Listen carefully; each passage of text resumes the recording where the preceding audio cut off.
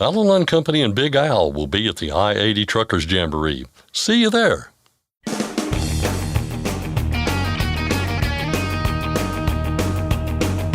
OOIDA, representing America's truckers since 1973, presents Landline Now with your host, Mark Reddick.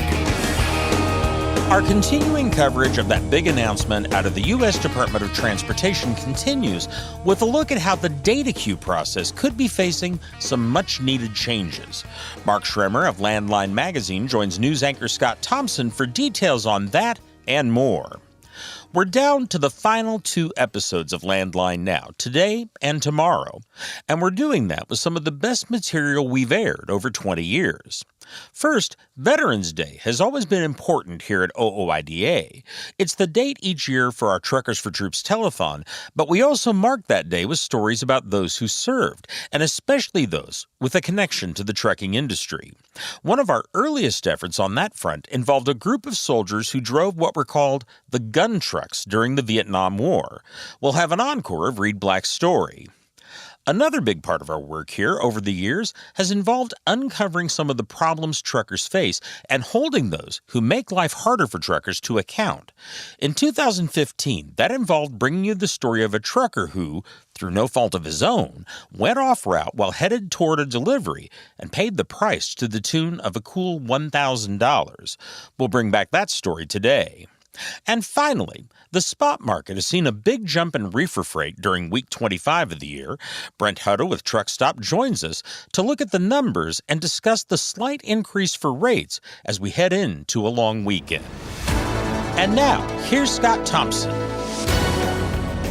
Thanks, Mark. We've been running down the list of pro-trucker initiatives the USDOT is proposing, and we'll continue that by looking at the changes that could be coming to the DataQ process and OOIDA's role in making that happen. Mark Schremer of Landline Magazine joins us as he usually does, always does, often does, with the details. Mark, good to see you. I do what I'm asked. You do what you're told. That's right.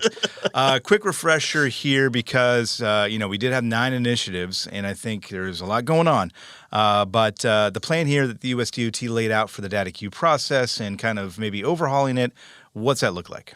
Yeah, so, this stems back from OIDA for years, basically saying that it's a broken system and that there's a lack of due process. And I don't know, I think due process is something most people would like. And, this data review system, a big kind of sticking point and issue with it for years has been basically, I think I got, a bad decision on this, so I would like you to review it, and I'm appealing it. And then the same person that gave you the original issue is the person judge, to go, jury, executioner. Yeah, could you imagine, like if if our court system worked that way, that a district court judge gave you what you perceived to be a bad ruling, so you go to the appeals court, and then you expect the same judge. Yeah, and it's like this isn't probably going to go very well for us. Yeah. That's why a system isn't set up that way. So hopefully, what we're seeing again of all of these issues, these 9 initiatives that DOT has kind of set forth. You can see OIDA's, fingerprints on so many of them, and this is another one where they're going to try to take steps to reform, like what OIDA called a broken system. And we're already have a notice in the Federal Register, and comments on that will be taken through early September. Yeah, and obviously we would encourage folks out there, if they've got thoughts on this, and specifically thoughts on how to make it better, more efficient, more fair, whatever metric you want to use, that's the place to do it. Yeah, and also in there, the DOT has a list of several questions that they want to ask as far as the feedback. They kind of have a list of general requirements right now of how they would want states to go about it, and as far as timeliness and accuracy and fairness and all of those.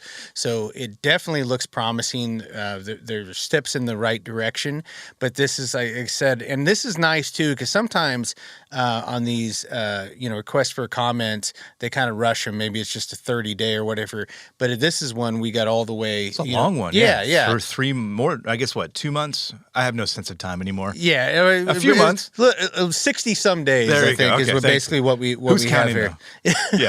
Yeah. But yeah, definitely get those comments in. Yeah, no, and answer those questions. yeah, it's definitely important. So look at them, use thought, and again, this is kudos to DOT for listening, and hopefully some good things will come out of it. Yeah, and we've talked about this before, but that's the most encouraging thing I think about what we heard and saw last week from the USDOT.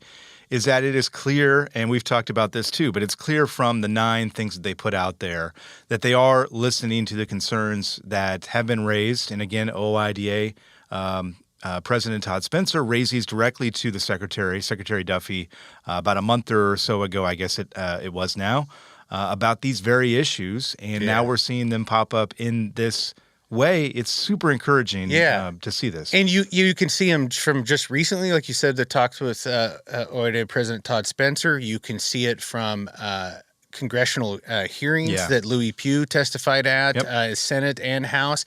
And also you can trace it back to just comments that have been filed years back. I mean, I think the DataQ one, I think it was 2022 comments.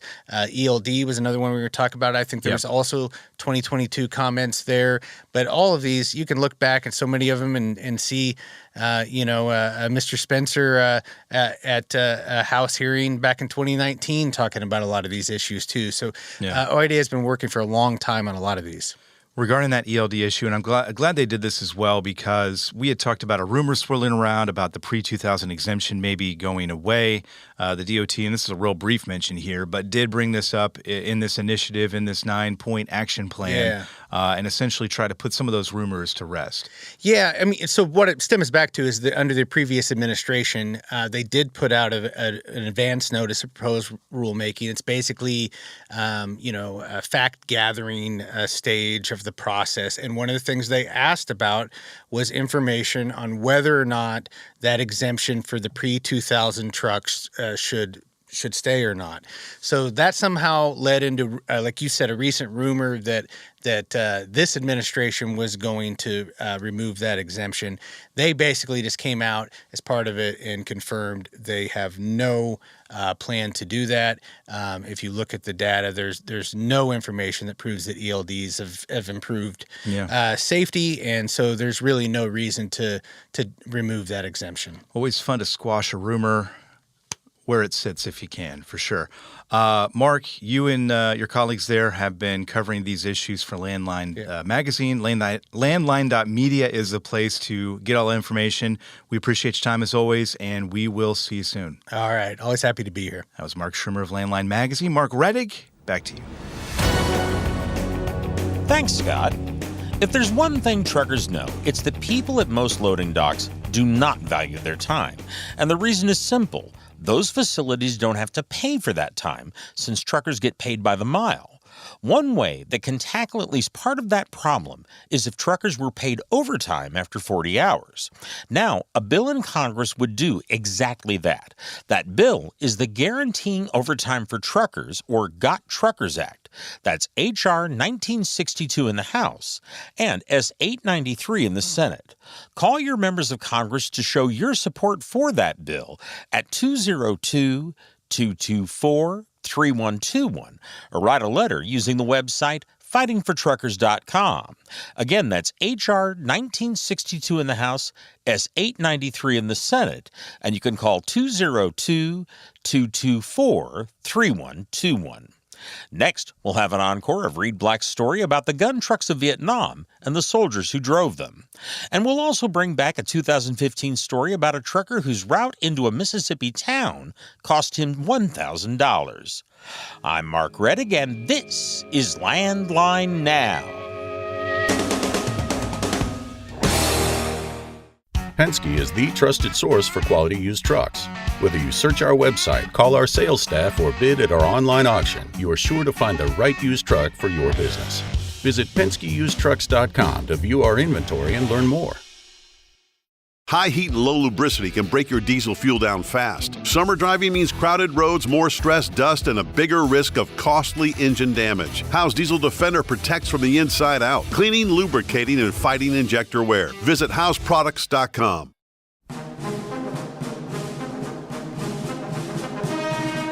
Landline Now, welcome back. Here's Reed Black with the report.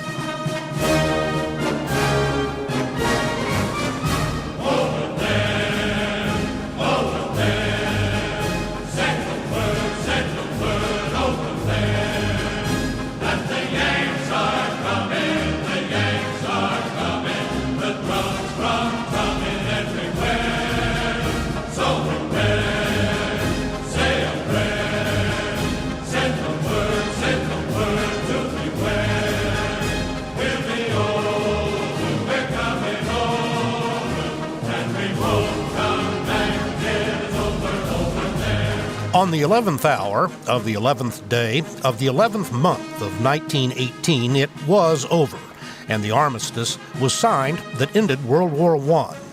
Ever since, November 11th has been recognized as Veterans Day. Hi, Reed Black here for Landline Now.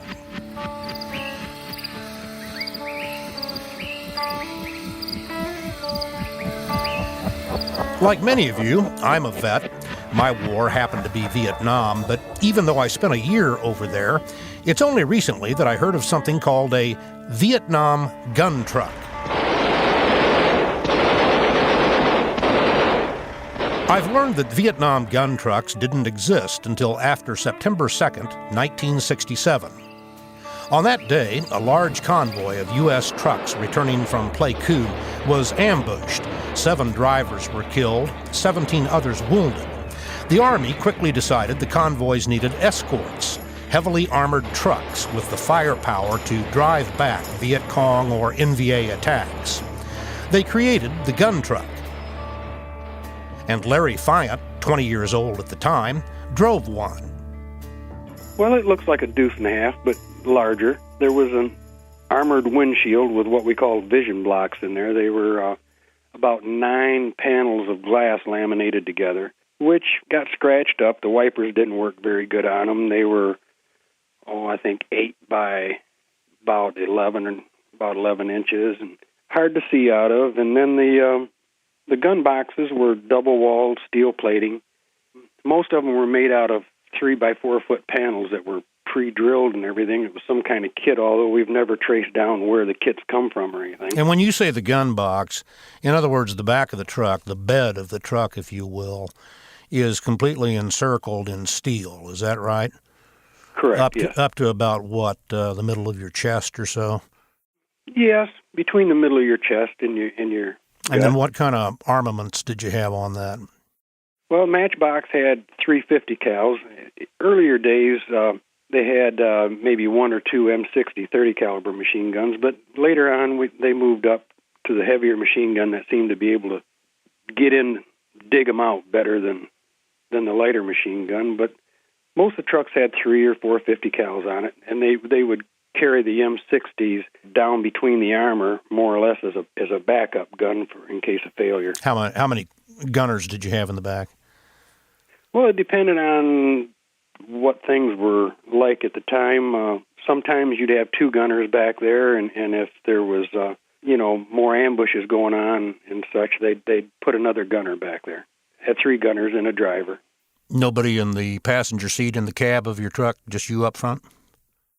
Correct. In fact, most of the time, the passenger seats were taken out of the front of the gun trucks, and the driver would have his maybe an M60, an M79 grenade launcher, and his M16 or whatever, and then ammo over there and everything. So, the gun truck's bed was encircled in steel, and the cab's windshield and windows were covered with steel, with only a slit of scratched-up bulletproof glass to see through. Larry Fayant's truck was a 5-ton, but gun trucks came in the 2.5-ton or deuce-and-a-half variety too. And while his truck had 3 50 caliber machine guns in back, some trucks used the so-called quad 50, 4 50 cals that fired in unison, putting out 6,000 rounds a minute. Most crews carried other weapons, too. Shoulder-fired anti-tank rockets, grenade launchers, miniguns, you name it. It wasn't uncommon for a gun truck to have more than 100 boxes of ammo piled in the back, with 100 rounds in each box. The crews always gave their trucks a name, which was typically painted on the side of the truck. Names like Assassin, Wild Thing, Eve of Destruction, and VC Birth Control. Larry Fayant and his gunners named their truck Matchbox and painted the words in big, bright yellow letters. Why was it called Matchbox? We just kind of figured if anything happened and much got inside it with all the ammo we carried, it'd probably go up like a box of matches. So the crew had a sense of humor. Oh, yeah. Yeah, you had to. Fayant and his gun crew were members of the 523rd Transportation Company and escorted convoys to fire bases and landing zones in the Central Highlands at first. Then they moved up country, closer to the DMZ. They accompanied cargo truck convoys that carried everything from ammo and food to medicine and the mail. A convoy might have 30 trucks or 100. One gun truck was assigned to every 15 or 20 cargo trucks. Sometimes they traveled on paved roads, other times on dirt trails full of ruts and potholes. The daytime temperature was often near 110 degrees, and the gun truck cabs, covered in steel, had no air conditioning. But the drivers and gun crews were more concerned about what a good target their slow-moving convoys made than they were about the heat and dust. Did you all try to move as fast as you could? No, they followed pretty much on the main roads. They pretty much followed the speed limits that were enforced, and the MPs were out there giving tickets. No kidding, in Vietnam. Oh, yeah, yeah, and we had convoy commanders that would go up and down the convoy, keep the trucks in line of march, and the proper interval, 100-meter interval they wanted with the trucks. I should think you'd want to get in that thing and put the gas pedal to the floor and get through that terrain as quickly as you could. Make yourself a little more difficult target to hit. You'd have made a good driver. That's about what most of us thought. We did quite often. The night loaders, they got to run pretty much flat out, bumper to bumper. In fact, they'd run sometimes 50 miles an hour, maybe 5-10 feet apart.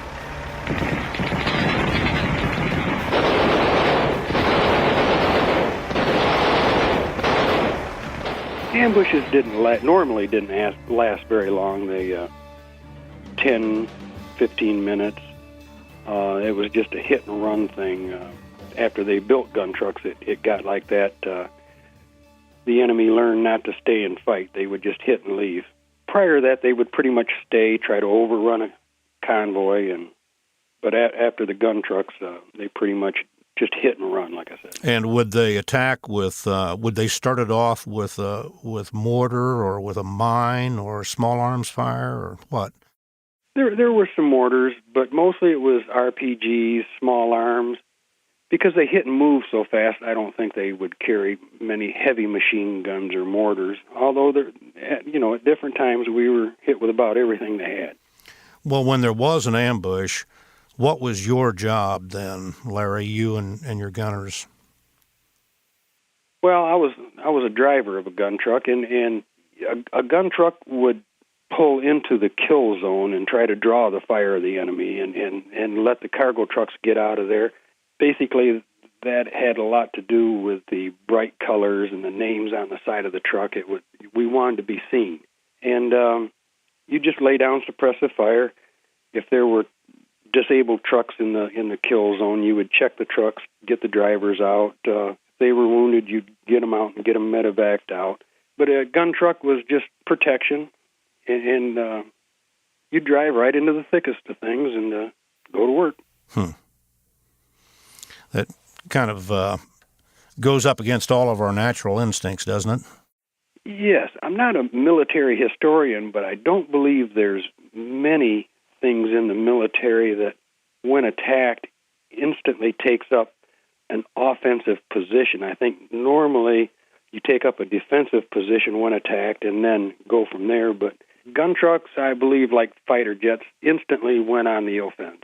Today, Larry Fayant is a locomotive engineer and lives in Cloverdale, Michigan. When the U.S. Army decided its trucks in Iraq were too vulnerable to enemy fire, Fayant was called in as a consultant on how to build a new generation of gun trucks. He's also active in a group that keeps the memory of the Vietnam gun truck alive. We have some replicas out there now, and we travel around to all military shows, reunions, welcome homes. So I've covered a lot of miles in a 5-ton gun truck here in the States, and it's just hard to believe that 19, 20-year-old kids in 100, 110-degree weather threw those trucks around on the road all day long like they did. They're a handful. In his book, Circle the Wagons, Army historian Rich Kilblane writes, quoting here, "When one thinks of war heroes, the image of truck drivers usually does not come to mind. But when put in harm's way, drivers have demonstrated tremendous valor," unquote. So, on the 11th hour of the 11th day of the 11th month, as we honor all of our veterans, keep the Vietnam gun truckers in mind, too. I'd just like to wish everybody a happy Veterans Day and a big welcome home to everyone. And I'll second that. Wherever you served, World War II, Korea, Vietnam, Iraq, or Afghanistan, welcome home. For Landline Now, I'm Reed Black. Reed Black spoke of that moment 88 years ago, on the 11th hour of the 11th day of the 11th month, when the fighting in what was then called the Great War came to a close. Just a year later, President Woodrow Wilson announced to the American people that the same date every year would be a time to honor the veterans of that terrible war for their service in defense of democracy.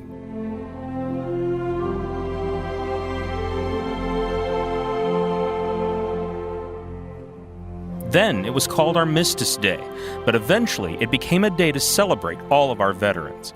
In his proclamation at the first celebration of the holiday, President Wilson said this: "To us in America, the reflections of Armistice Day will be filled with solemn pride in the heroism of those who died in the country's service, and with gratitude for the victory, both because of the thing from which it has freed us and because of the opportunity it has given America to show her sympathy with peace and justice in the councils of the nations."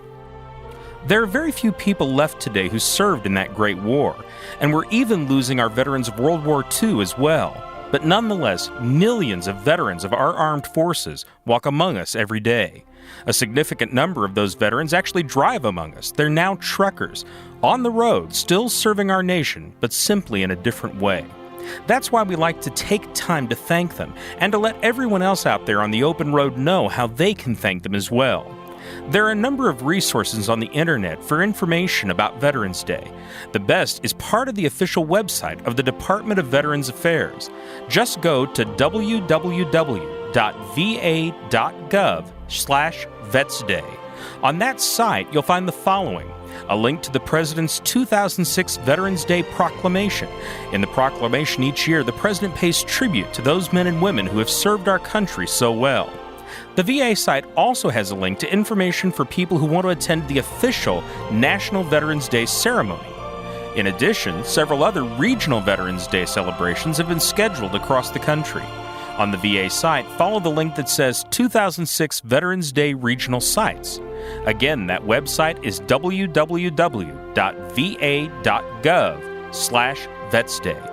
And we'll post a link on our website, landlinenow.com, under the heading Heard on the Air. We'll be back in just a moment with more news and information. Please stay with us through a short break. I'm Mark Reddick, and this is Landline Now.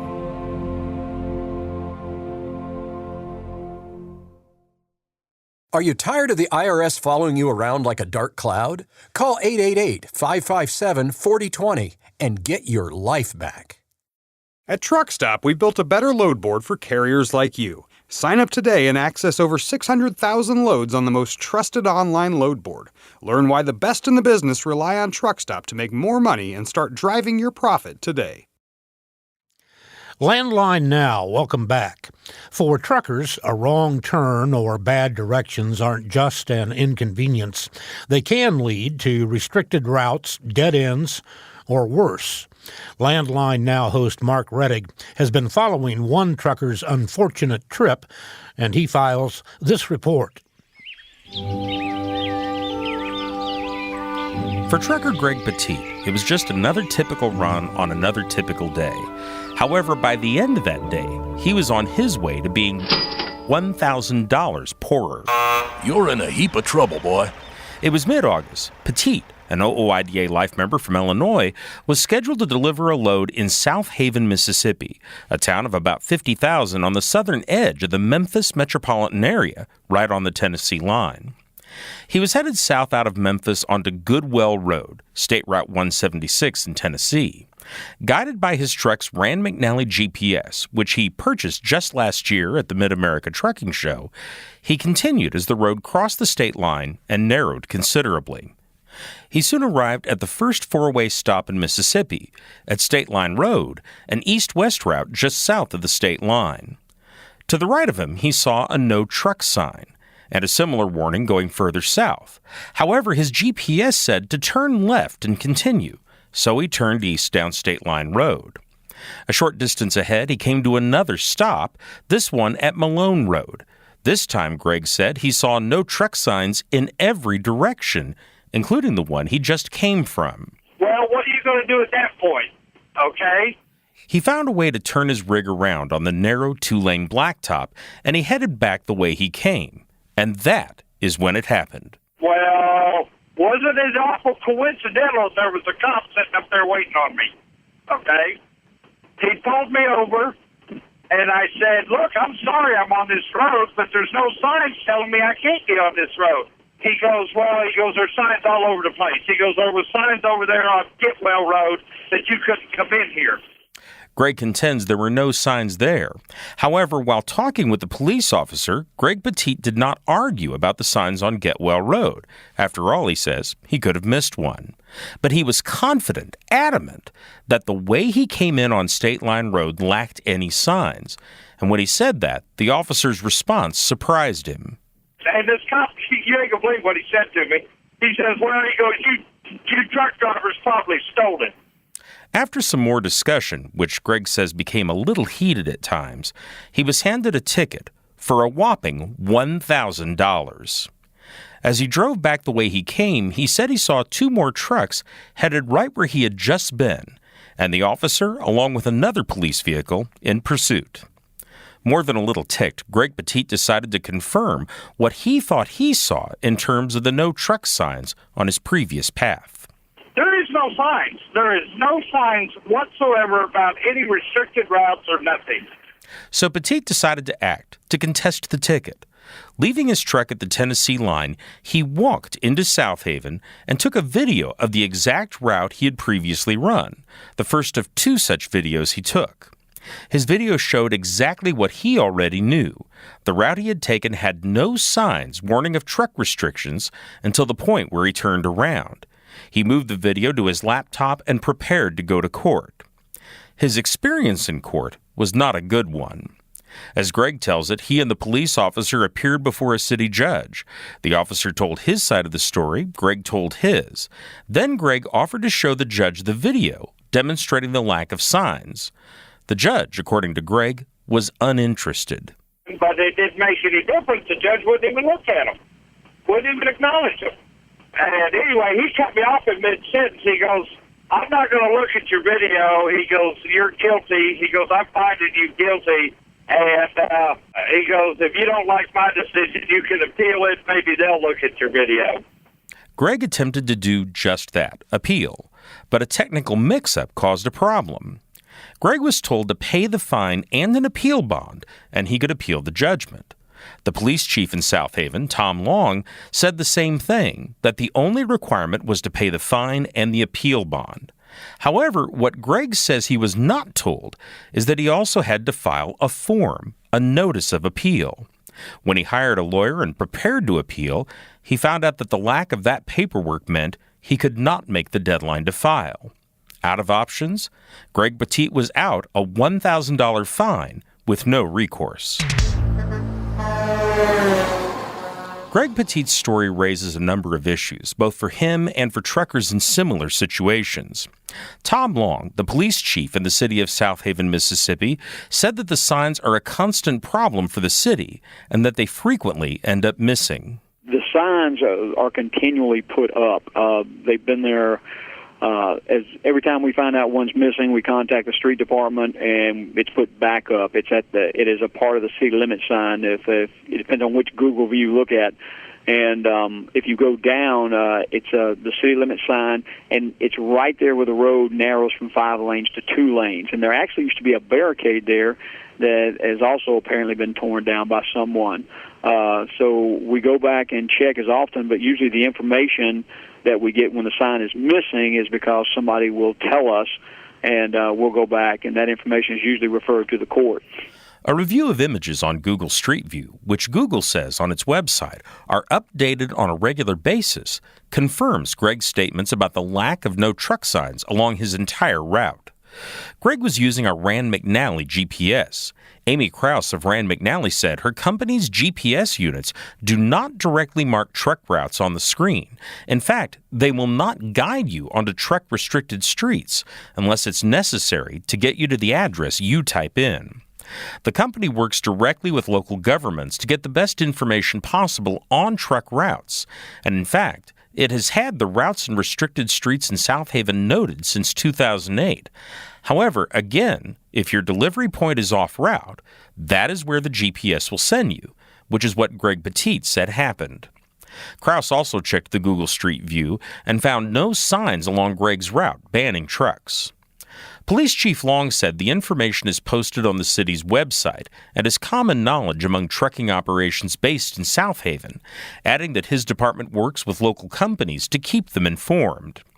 That's the reason Chief Long says, quoting here, not many off-route tickets are written on tractor-trailers along Greg's route.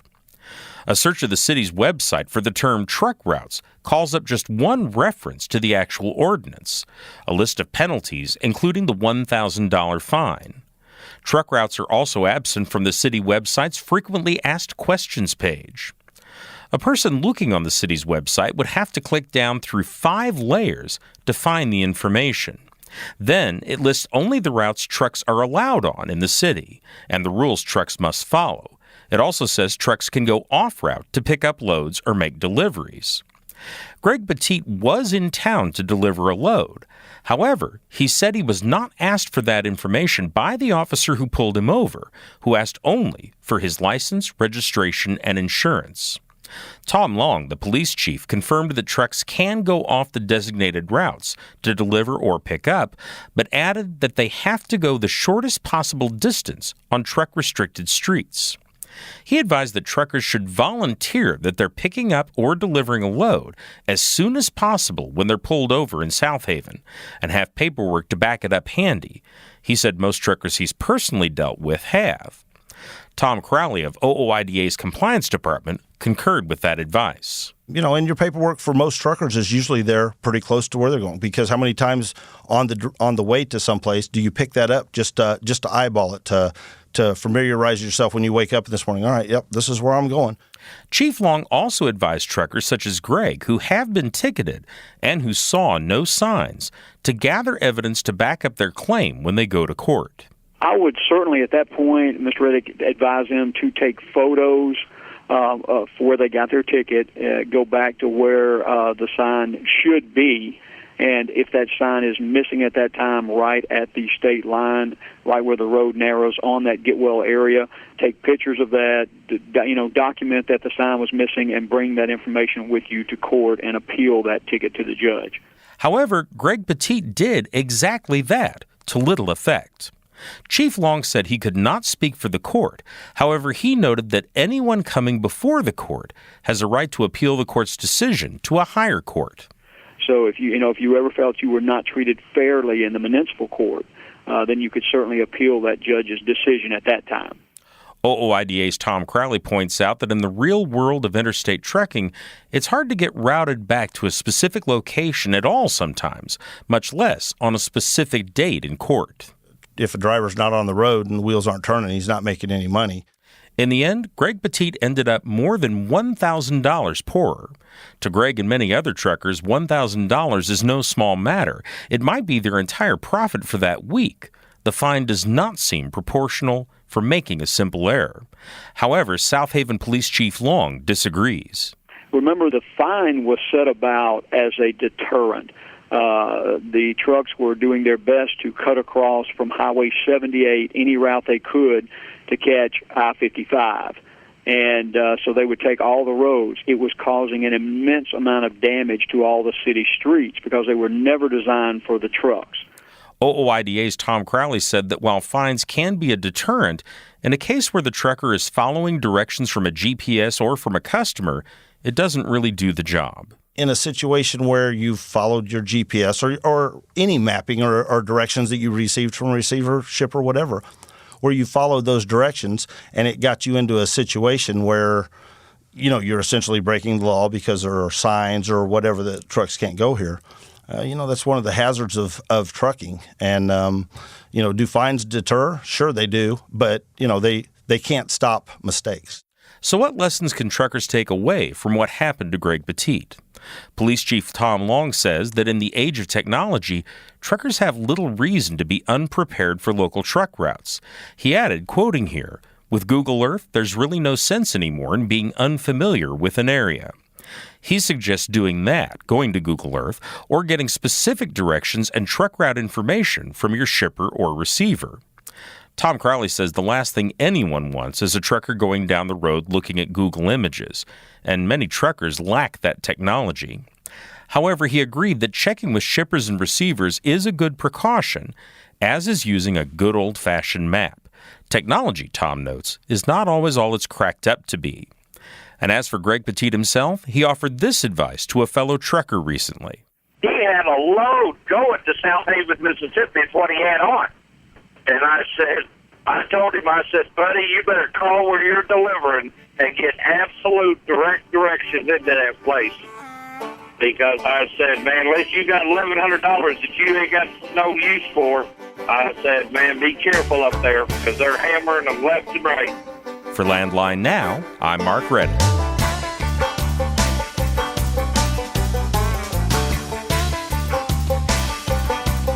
Just about everyone who drives a truck for a living has experienced it. You arrive at the loading dock, you need to use the bathroom, and they tell you, no drivers allowed. Now, Congress is aiming to do something to give you the access you should have always had. H.R. 2514, the Trucker Bathroom Access Act, has been introduced into Congress, and it's extremely important that you call your member of the U.S. House to support that bill. Again, it's H.R. 2514. If you ask most truckers what they think about speed limiters, you won't hear any positive reviews. In fact, the last time that the FMCSA made a run at a speed limiter requirement, more than 15,000 comments were filed, most from truck drivers, most opposing the rule. But now, a bill in Congress would prevent FMCSA from making any further attempts to require those devices. That's the DRIVE Act, H.R. 2819 in the House and S. 1696 in the Senate. Support either bill by calling 202-224-3121 or using the website fightingfortruckers.com. We'll be right back. I'm Mark Reddick, and this is Landline Now. Since you started, what you've loved about trucking is the freedom. Heading out on your favorite route, a good driving song, and thinking about truck insurance. Well, maybe not that last one. That's why we're here. At OOIDA, we have a full range of truck insurance products, expert advice, and great customer service, helping you get the right coverage for your operation. Go to OOIDA.com, because your job is to drive. Our job is to help with everything else. Landline Now, welcome back. If you're hauling freight and running your own business, you need to keep track of some basic facts and figures that can determine whether you succeed or fail. And that includes finding the freight and how much money you can make hauling it.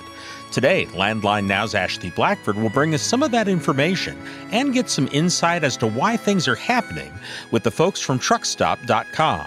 Here's Ashley now with a report. I said, I think it is. He said, I don't like to brag, but we're kind of proud of that ragged old flag. Thanks, Mark, and hello to Brent Hutto with Truck Stop. How are you doing today, Brent? Well, Ashley, it is a big, big week for our country. It's a big, big week for trucking, and it means it's a big, big week for the Hutto family, and I'm sure for everybody at Landline and OIDA. So I'm doing super good. So thank you for asking. Yes, July 4th, right around the corner here.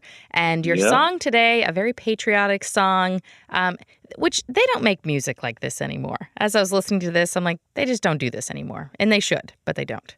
Well, thank you so much. Yes, one I stumbled onto. I'm a big Johnny Cash fan, became a Johnny Cash fan when he put up those last two albums before he passed away, as I like to say, he went on to glory. And this is such a great song called Ragged Old Flag by Johnny Cash. He produced it in 1974. He wrote it, and he doesn't really sing it as much as he talks through it. So it sounds like you're talking to Johnny Cash. It's super cool. I love the very last phrase, and it says, so we raise her up every morning, we take her down every night, we don't let her touch the ground, and fold her up right. On second thought, I do like to brag because I'm mighty proud of that ragged old flag. And it just talks about the history of our country. But he goes through the flag. And so I thought about, when I heard that song, I thought about truckers. I just really did, because as proud as our country is of like our flag and who we are as a nation, those sort of things, we're proud of truckers that way. The industry is proud of truckers that way because of the pride and devotion that they showed. It is a reflection of who we are as a country. And so to me, I just love that song, and it makes me think about what's going on in the marketplace. And so that's really why I chose it. And so when you look at what's going on, like right now, we're at week 25 this year, Ashley. And so the marketplace kind of starts going up in March, and it kind of ebbs off, and it hits this sort of little bit of a lower point by July 4th, which is only going to be in a few days now. And then it starts moving up into the holiday season, and it takes all summer to build up and go. So right now is a good time to move freight. The pressure in the marketplace is still really high. It's 88. It was the market demand index was 88. The normal's about 55, so it's still benefiting truckers. The reason I know this is that the freight available in the marketplace is still 13.1% above. In other words, the freight available in the spot market for owner-operators still 13.1% above the 5-year average. So that's really, really great for truckers. Rates are going to go up during this sort of holiday period. They always do, because truckers come off the road, which means there's less truckers. Rates go up. So if you can make sure you do your searching on any load board, anywhere else, or anybody that you call, negotiate for a little bit more. Rates went up 3 cents over the week to week, and the big jumper was this: refrigerated went up 15 cents week to week, from week 24 to week 25, and that's super meaningful. Part of that was probably because fuel went up; it went up 3 cents per gallon. To get us to figure there's global skirmishes going on, and so fuel has actually gone up about 5 cents over the last 4 or 5 weeks, and so that's not good for us. But negotiate that in your contract. And then the thing that continues to always give me hope is that the bigger part of the marketplace, the contract freight part of the marketplace, and the freight that's kind of like rejecting on the amounts that they negotiate to move it for, moved up from about 5.5% to almost 7.5%. And that's really good, because if it's 5%, it's like the lower part of the marketplace, where if it's a 5% being rejected, some of that freight comes into the spot market, and so that moves freight rates up. And when it goes up to 7.5%, means rates will be much better for owner-operators for a period of time. And so that's super great. And so that's kind of why I continue to talk about this market continues to kind of march its way back to health. What are some of the top regions and lanes from last week? Yeah, sure. Some of them, if you can imagine, when we saw rates go up and load postings go up, you've got some of the places, they all kind of went up, but the big one was the Midwest. It went up almost 21%. So that's a really good percentage. Obviously, the Northeast also went up almost 17%. That's a good thing. And the Mountain Central was up almost 10%. But all in all, every market except West Coast was positive. And rates, same thing, anywhere from, a 1%. It was up 1% nationally, but anywhere from about 1.5% to almost 2.5% from the West Coast. So there's freight rates continue to go up. Some of the lanes that continue to, as I like to say, you got, everything is about the specificity in freight. So you got to make sure you're looking at the right lanes. We've talked a lot about Texas over the last long period of time, but there's been some changes. And so Miami to Tampa, there's a lane that went up 25%. Denver to Phoenix, Miami to Jacksonville, Phoenix to El Paso. You see the big changes in that part of the country.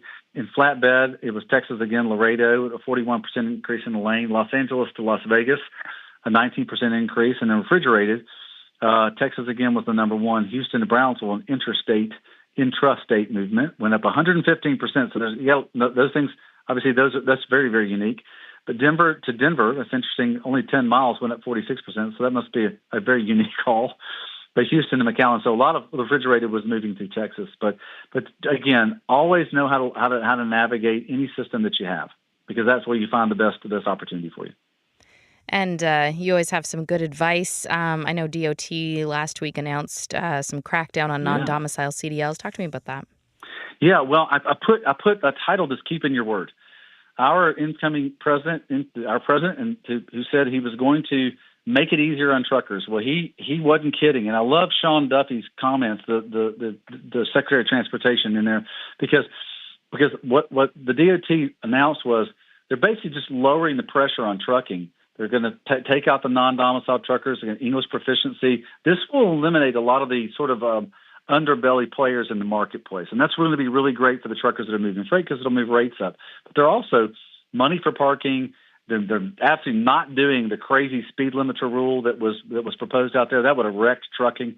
Going to be more generous on hours of service, regulatory relief, and flexibility. But to me, Ashley, it's the quote. I love the quote from Secretary Duffy. He said, "If you listen to President Trump, it's America first." He said, "I want to put our American truck drivers first, and that means we look at what's happening with non-domiciled CDLs."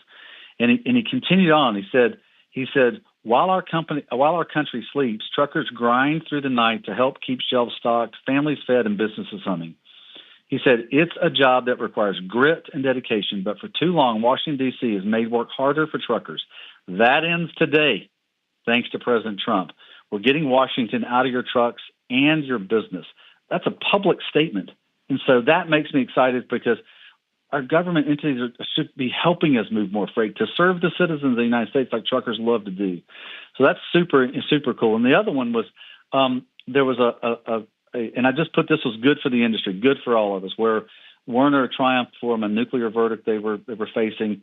There was $100 million. And so, but the Texas Supreme Court ruled for Werner. And the reason I bring this up is not to jump into the case, which was, if you read the case about it, to me, it was frivolous because of the way it happened, but that's not the point. The point is that if this wasn't gone through, it would have raised rates for everybody, which would have hurt owner-operators on their insurance. Insurance is the second biggest cost they have.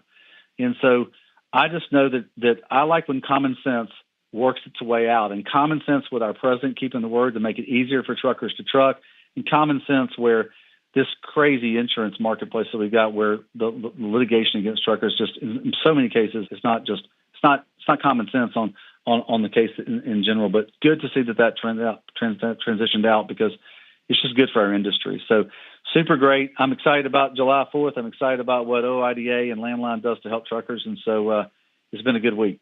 All right. If our listeners don't want more information, where can they go for that?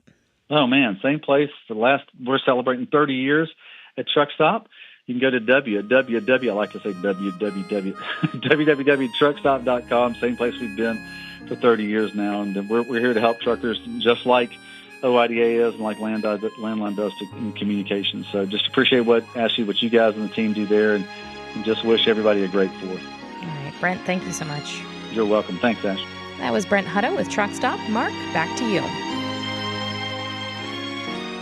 Thanks, Ashley. That's our program for today. Thank you for joining us. I'm Mark Reddick, and this is Landline Now.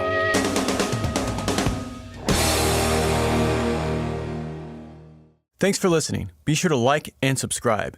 If you want more content, go to landline.media to get updated news, information, and archived editions of our show. Once again, that's landline.media. I'm a dad, a son, a husband, wife. I'm a writer, photographer. I farm. I'm a veteran. I love old cars, fishing, my kids, chrome, and I am a professional truck driver. And together we are OOIDA. OOIDA was founded by truckers to stand up and speak on behalf of truckers. We've done that by combining the individual voices of our members into a single, powerful voice. Protecting your interests, defending your rights. Join us! Make your voice heard. Join OOIDA.